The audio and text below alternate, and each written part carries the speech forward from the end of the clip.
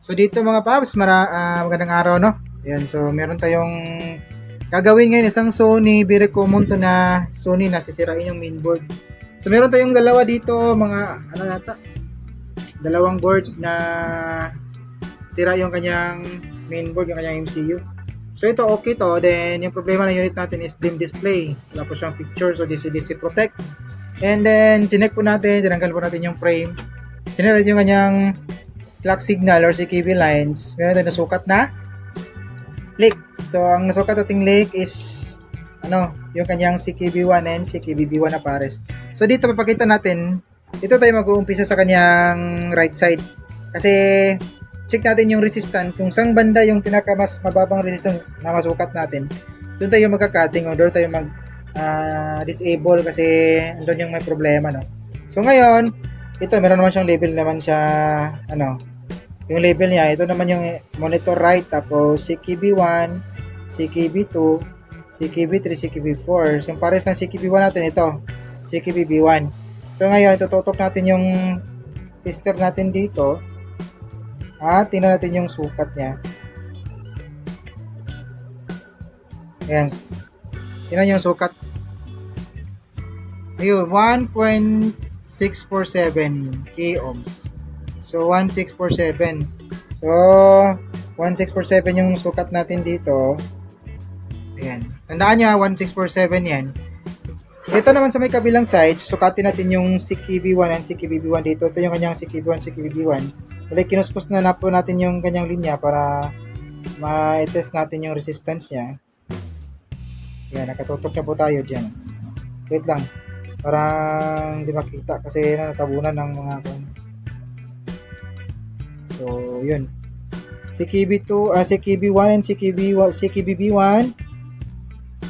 Ayun, no? 1649. So, sa kabila, 1647. So, mas mababa yung sa may right side natin kasi dito, 1649. Ayan, nakatutok pa rin tayo. Natin, hindi pa siya nagbago. So, ulitin natin.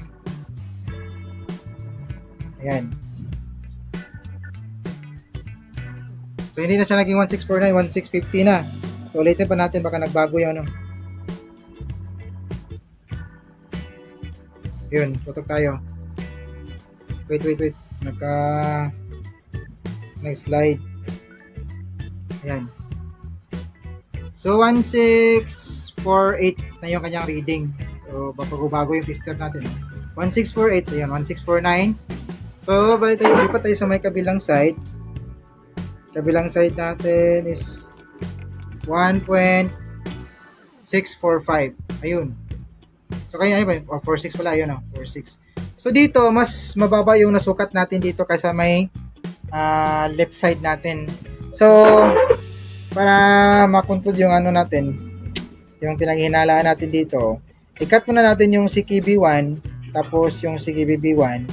Then, test natin ulit kung mawala ba yung kanyang leak na sukat natin. Kasi yung ibang CKB dito, tulad ng CKB2 and CKBB2, normal yung kanyang reading, sa mega ohms. Ayan. So, cut muna natin dito kasi ito yung may pinakamababang resistance. Kakat natin. Then, test natin kung mawawala ba yung kanyang resistance, no? Yung kanyang 1 point something key ohms. Ayun. So, balik tayo kapag nakat na natin yan. Ayan, so continue tayo, no? Ayan, meron tayong cutting, kita nyo ba? Ayun, yung kulay puti, cutting po natin yan. Nag-buzzer na po tayo, then puto na po yung linya. So, sukatin natin ulit ngayon kung tama ba tayo sa ating cutting, no? Ayan. CKB1 at CKBB1, nakatutok tayo. Ayun, tingnan nyo naman, no? Nag-normal yung kanyang reading, naging 9.69 or something mega ohms. So, kanina, yung key ohms, 1.4 something, naging mega ohms na po siya. So, ibig sabihin yan, andito na side yung may problema. So, dito naman, syempre, wala na po yung leak na nasukat natin dito kasi naputol na po natin. Ayan, CKB1 and CKBB1. Ayun, nag-mega ohms na rin. No? So, ngayon, check natin kung hindi muna natin, alam natin nandito yung problema, no? So, hayaan muna natin yan. Saka na lang natin yan puputulin lahat. Mag-check muna tayo. Tingnan natin yung kanyang display kung makaka-display ba. Normal ba or merong problema yung kanyang screen. So, kakabit ko lang ito muna siguro. Kasi naka-automatic naman siguro yung unit natin.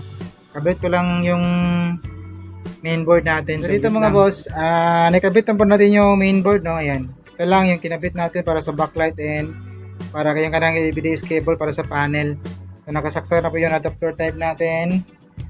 Ayan, so nakapangkulang. So, ito yung kanyang frame at saka kasama na yung indicator at mga speaker. Naka-automatic on naman to. And pwede lang, ito lang yung pang-test natin. No? Hindi na kailangan natin yung button niya at saka yung kanyang sensor. Hindi naman siya magpo-protect unless hindi nakakabit yung LVDS, hindi nakakabit yung backlight, magpo-protect po siya. So, ngayon, testing natin kung nakaka-display ba yung unit natin. Ayan, test natin. Angat.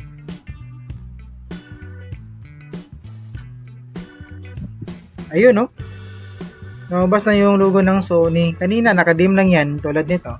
Nakadim display yung walang picture. So, ngayon, meron na po siyang HDMI input. So, meron na siyang display. So, ang gagawin natin ngayon, putulin natin lahat yung mga CCTV lines dito.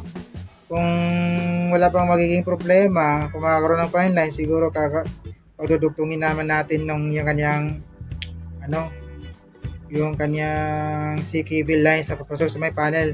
Kasi dito, meron lang akong experience dati.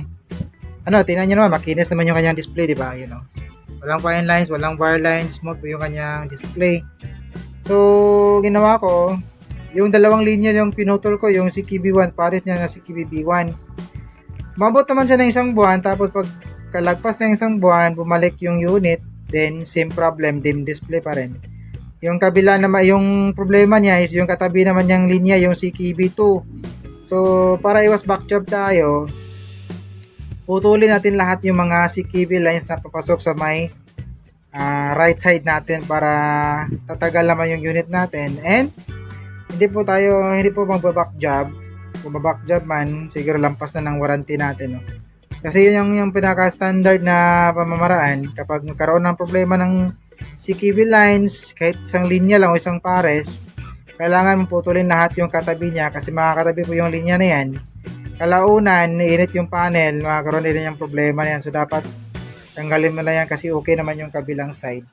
So, hindi na ko napapakita yung dito, yung pag-cut. Kasi very common naman yan kapag technician, alam mo na. Ipakita ko lang yung saan bandang side yung may problema and tinubusot natin, din nalaman natin yung saan man na yung mga problema dun sa may pinakamababang resistance na masukat natin sa ating digital tester. So yun lang. So hanggang dito lang yung video natin mga paps and maraming salamat sa mga natsagang nanood. No? May God be with us always and it's your service Ryan Cruzetech. See you in our next video. Bye bye.